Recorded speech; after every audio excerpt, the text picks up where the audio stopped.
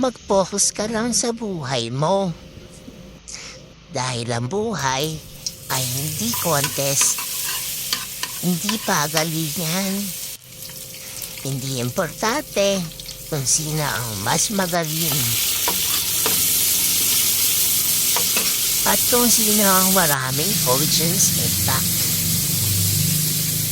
At hindi rin yan isang karera na paunahan. Basta gawin mo lang kung ano ang makakapagpasaya sa iyo. Unahin mo ang sarili mo at ang pamilya mo. Ang mahalaga, masaya ka at meron kang peace of mind. Okay lang kahit mabagal, basta umuusad. Okay lang kung malayo ka pa sa goals mo.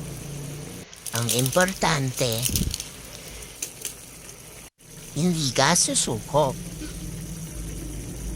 Sabi nga nila, malayo pa, pero malayo na. Kapit ka lang kay Lord at huwag kang susuko sa hamon ng buhay.